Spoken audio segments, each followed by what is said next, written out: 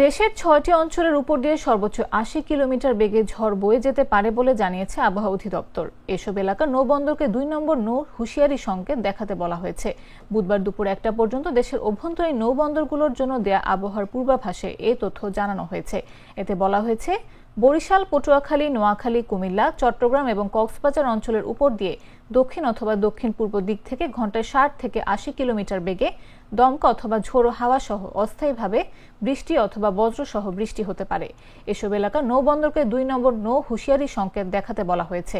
অন্যদিকে পূর্ব মধ্য বঙ্গোপসাগর ও তৎসংলগ্ন মিয়ানমার উপকূলে অবস্থানরত লঘুচাপটি আরও ঘনীভূত হয়ে সুস্পষ্ট লঘুচাপে পরিণত হয়ে উত্তর পূর্ব বঙ্গোপসাগর ও তৎসংলগ্ন পূর্ব মধ্য বঙ্গোপসাগর, মিয়ানমার ও বাংলাদেশের উপকূলে রয়েছে, যে কারণে চট্টগ্রাম, কক্সবাজার, মোংলা ও পায়রা সমুদ্র বন্দরকে ৩ নম্বর স্থানীয় সতর্ক সংকেত দেখাতে বলেছে আবহাওয়া অধিদপ্তর।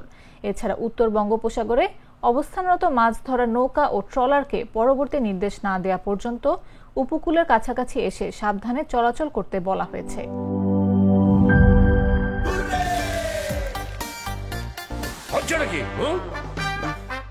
সিচুয়েশন যেমনই হোক, হুররে থাকলে নো টেনশন।